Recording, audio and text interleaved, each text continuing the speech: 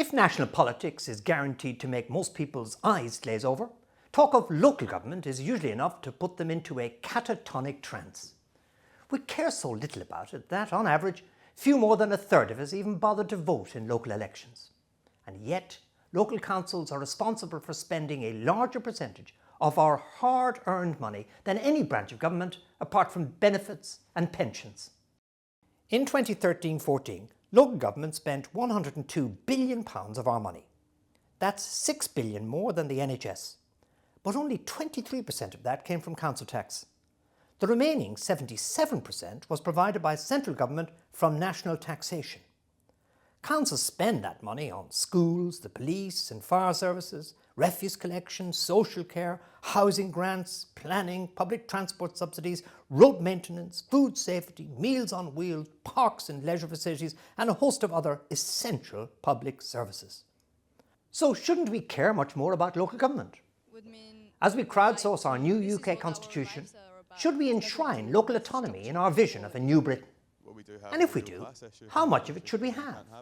What should it be empowered to control, and what are the pitfalls? Tony Travers is an advisor to the House of Commons Communities and Local Government Select Committee. Tony is also a board member of the new Local Government Network, a group of organisations working with councils, the private sector and community groups to create a better future for our public services. Tony Travers, does a constitution need a section marked local government? After all, this constitution is a kind of written document which describes the way we are organised and so on. But maybe local government just looks after itself. It doesn't warrant a place, would you say? No, I wouldn't say actually. I do think that within any constitutional arrangement in a country like Britain, but it would be true of any evolved democracy, requires a place in it for sub-national elements, that is below the central government, below Parliament, national government, in order to embed the idea that there are alternative positions of power within that constitutional arrangement. And the great thing about local government in most countries, or in countries where there are an extra level, a sort of state level, some countries have states and local government, we in Britain just have local government. But the great thing about having these other elected units is that they act as a counterbalance to the power of the central or federal government.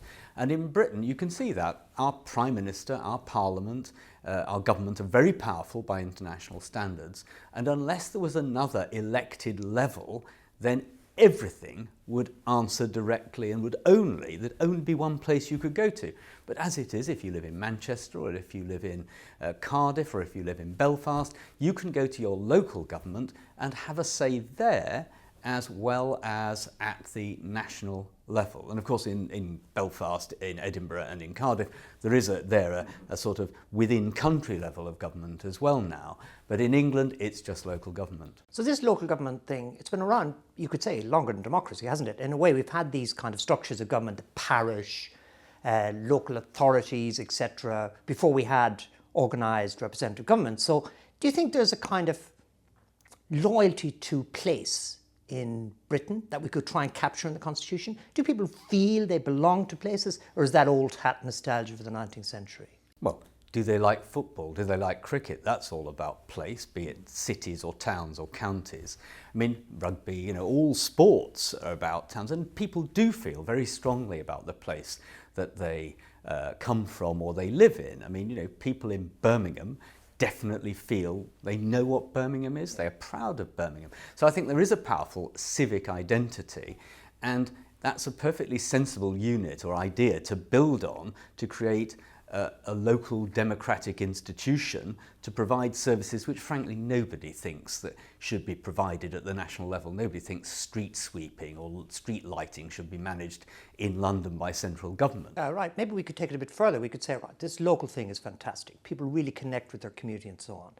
Let's get away from the idea that all they're doing is delivering local services, good with refuse. And let's say these are a whole bunch of little mini countries that can control their own budgets, they can grow as they wish, and then people will be really interested in how their own community works. And we could actually say the main unit of democratic governance is the local unit. Would that work, do you think?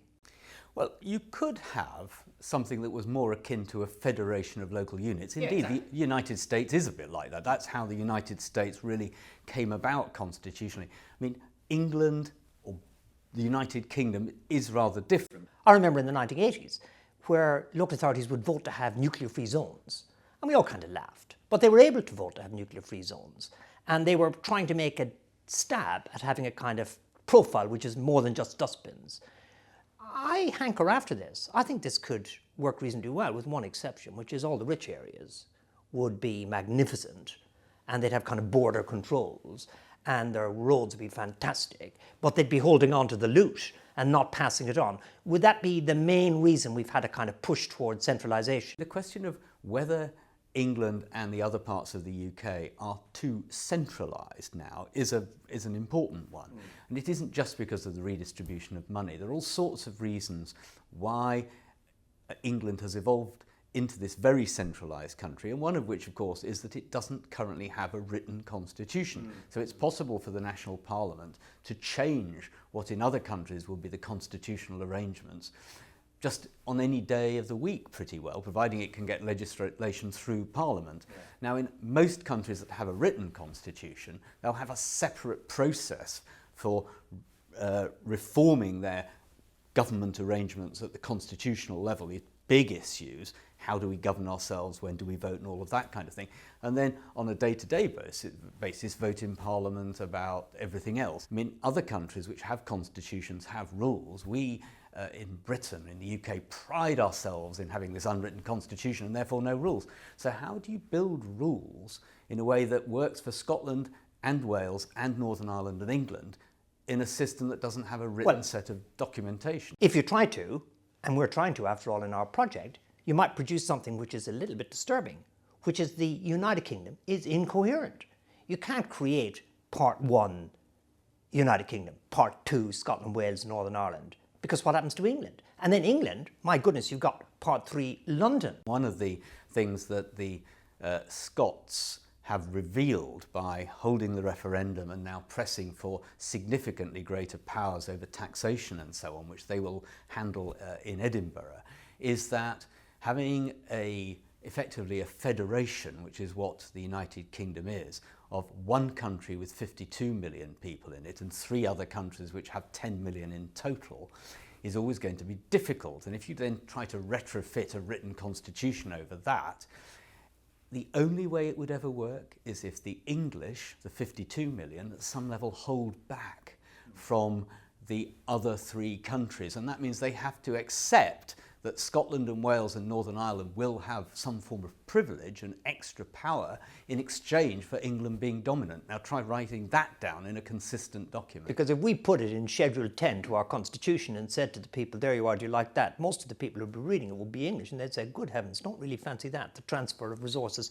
from us to these Celtic fringes we never visit. You're absolutely right. I mean, one of the problems with trying to, if I may say so, given that you're trying to construct a constitution, is that once you start writing things down, many of the current players in the system don't like what they see. They like operating it in this rather flexible and often slightly invisible, difficult to understand way.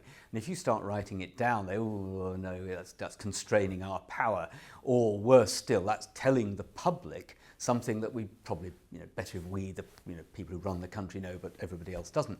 That's not an argument for not doing it, of course, but there is, if you have a system of our kind, the arguments against writing or creating a constitution will include the fact that it reveals to the wider public something which the political establishment often would prefer them not to know. Yeah, one of the things we've been doing, which is conceding to the general public, are having these elected mayors. And the idea is superficially quite attractive and so on. You have the mayor for this place, the mayor for that place. They become kind of Boris Johnson heroes.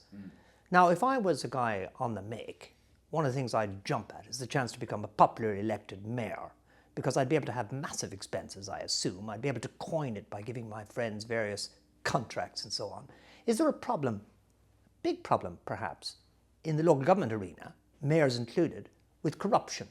I think that the thing about directly elected mayors is they do concentrate power in the hands of, the mayor of London or the mayor of Leicester or the mayor of Liverpool or Bristol, the other cities that have them now. But at some level, that also means the media can understand them better and they get more scrutiny, you might argue, than a more diffuse and more spread out form of democracy. So I'm a bit more optimistic than you that in the end, if the media functions effectively, and that's a big qualification, if the media works effectively, then an individual as mayor can be scrutinised arguably more easily than lots of people making decisions in a more spread out way. Would you say it'd be a useful thing to say that local authorities should have power to spend a certain amount of money as they wish in accordance with their electors? Whether there are mayors or not mayors doesn't matter so much. Do you think that would revitalise our understanding of democracy?